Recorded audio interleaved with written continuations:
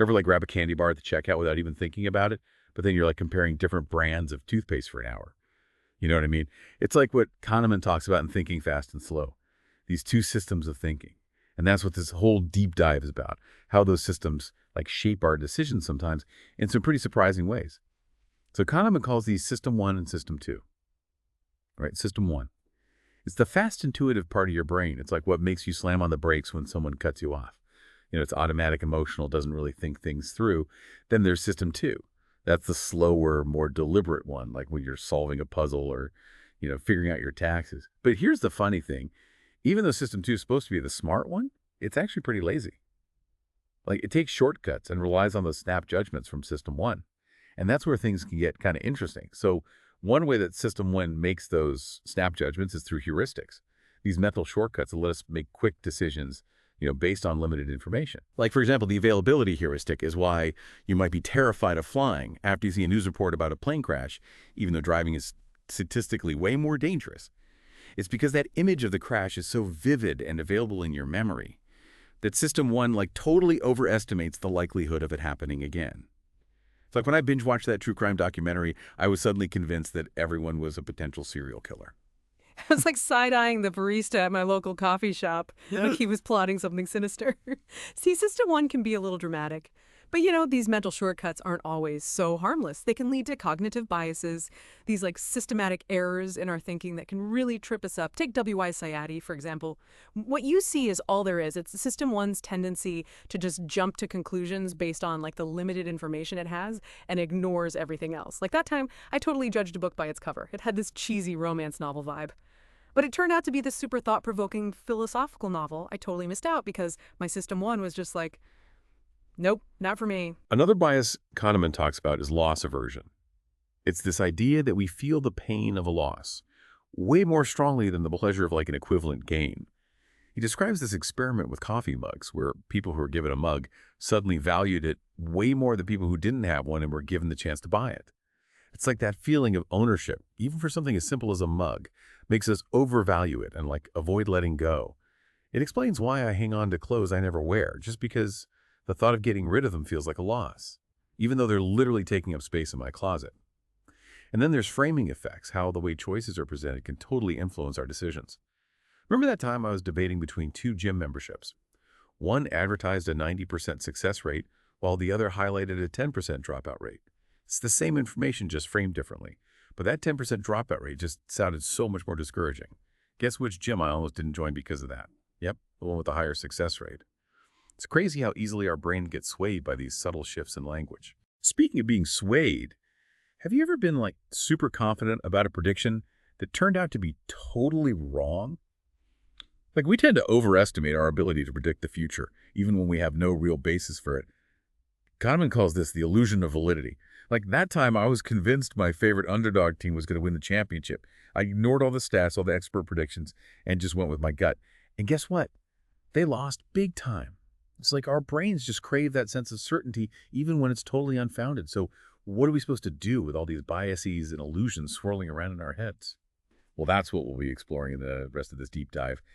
So we've talked about, these mental shortcuts and these biases, but Kahneman doesn't stop there. He digs deeper into how we actually perceive the world around us and how that, feeds into our judgments. It's like our brains are constantly filtering and interpreting information. And sometimes that process can lead to some pretty wacky results. Take priming, for example. Have you ever noticed how after watching a scary movie, every little creak in your house suddenly sounds like a murderer is breaking in? That's your brain connecting those ideas because of priming. Like seeing something or even just thinking about something can make related ideas pop up more easily in your mind. It's kind of like when I was planning a trip to Hawaii and I started seeing all these ads for Hawaiian vacations everywhere. Suddenly all I could think about was beaches and maitais. It was like the universe was conspiring to get me on that plane. But priming can be even more subtle than that. Kahneman talks about this study where they flashed words on a screen so fast that people couldn't even consciously see them. But those hidden words still influenced how people responded to other tasks. It's like there's all this stuff going on beneath the surface, shaping our thoughts without us even realizing it. This whole priming thing, it kind of ties into how easily we believe things. Kahneman says that if you repeat something often enough, people are more likely to believe it's true, even if it's total nonsense. It's like that old saying, repeat a lie often enough and it becomes the truth. Kind of scary, right? And it's not just repetition that makes us so gullible. Our mood plays a big role too. When we're in a good mood, we tend to be more intuitive and creative, but we're also more gullible and prone to making logical errors. It's like we let our guard down when we're feeling happy, which makes sense, I guess. But it also means we're more susceptible to, scams or bad ideas. Speaking of bad ideas, let's talk about how we perceive cause and effect. Kahneman points out how quick we are to jump to conclusions about why things happen, even if it's just random chance. He uses this example of babies born in a hospital. Let's say, like 6 babies in a row are all boys. People might start thinking there's some reason for it, like maybe there's something in the water, right? But statistically, it's just as likely as any other sequence of boys and girls. This tendency to see patterns in randomness. It's like everywhere. Like if a basketball player makes a few shots in a row, we might think they're on fire and predict they'll keep making shots, but really could just be random luck. The same thing happens in finance. People try to predict the stock market based on past trends, but a lot of it is just like unpredictable ups and downs. I remember this one time I invested in a stock because it had been steadily climbing for weeks. I was sure it was going to make me rich, and bam, it plummeted. Turns out I'm no Warren Buffett. Another thing that messes with our judgment is the anchoring effect. It's this crazy phenomenon where the first number you hear about something can totally influence your estimate, even if it has nothing to do with the actual value. Like, let's say you're buying a used car, right? If the seller throws out a really high price, you might end up paying more than you should, even if you try to bargain them down. Your brain gets stuck on that initial number. And the craziest thing is the anchoring effect even works with totally random numbers. Kahneman describes this study where they spun a wheel of fortune with numbers on it and then asked people to estimate things like the percentage of African nations in the UN. The people who saw a higher number on the wheel consistently gave higher estimates. Even though the wheel spin was totally meaningless, it's like our brains just latch on to whatever information is available, even if it's totally irrelevant. We're also pretty bad at judging probabilities, especially when it comes to, rare events. We tend to overestimate the likelihood of things that are really vivid and memorable, even if they're super unlikely. Like after a plane crash, a lot of people are afraid to fly, even though statistically, it's still one of the safest ways to travel. Our brains just can't help but focus on those dramatic, scary events. It's like when I saw that news report about a shark attack. Suddenly, every time I went to the beach, I was convinced I was going to be Jaws' next snack. So with all these mental quirks messing us up, how do we make any good decisions? Well, Kahneman has some advice, which is basically to slow down and think things through carefully. He suggests using algorithms and formulas whenever possible, because they're less likely to be swayed by, emotions and biases. Like sometimes it's better to trust the math than your gut feeling. He also emphasizes the importance of getting an outside view. This means looking at similar situations and seeing how they turned out. Instead of just focusing on your own unique circumstances, it's like if you're planning a project. Don't just think about how long you think it will take. Look at how long similar projects have taken in the past and be realistic about the potential for delays and setbacks. But here's the thing. Even when we know about these biases, it can be really hard to overcome them. Kahneman talks about this thing called the illusion of validity, where we cling to our beliefs even when there's evidence that we're wrong. It's like we get this feeling of confidence that's totally unwarranted. It's like those people who think they can beat the stock market even though statistically most people don't. Ooh. And we can't forget about the planning fallacy. This is where we underestimate how long it will take to complete a task, even when we have evidence that similar tasks have taken longer in the past. It's like we're all eternal optimists when it comes to our own projects, right?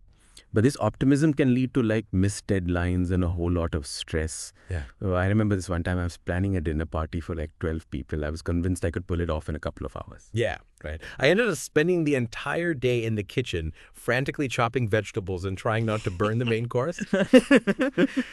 Let's just say my guests were very understanding. So Kahneman is basically saying that we're all like walking bundles of contradictions. We're capable of great rationality and insight, but we're also prone to these predictable errors in judgment. And the crazy thing is, even when we know about these errors, they can still trip us up.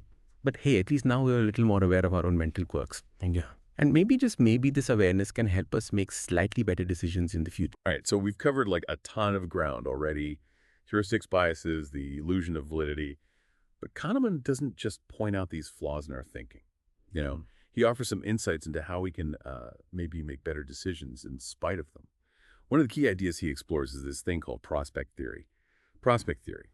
It basically digs into how we deal with risk and uncertainty. And it all boils down to this. We don't experience gains and losses in the same way. Like losing $100 feels way worse than gaining $100 feels good. It's like, remember that time I lost my wallet? I was totally bummed, even though it only had like $20 and some expired coupons in it. But if I'd found $20 on the street that same day, I wouldn't have been nearly as excited. You know what I mean? It's just not the same. This loss aversion thing, it has a huge impact on like how we make choices. We're naturally super cautious when it comes to potential gains. But when we're facing a potential loss, we suddenly become way more willing to take risks, even if those risks are like totally irrational. Kahneman describes this like classic experiment where people were given coffee mugs and then offered a chance to trade for a chocolate bar of equal value. You'd think people would be pretty indifferent, right? But nope. The people who were given the mugs were way less likely to trade, even though they could have gotten something they liked just as much. It's like that feeling of ownership of already having the mug made them overvalue it. And this whole prospect theory thing, it explains why we often cling so tightly to the status quo. Like change, even when it might be good for us, feels scary because it involves the risk of losing something we already have. It's like that old saying, better the devil, you know. Right.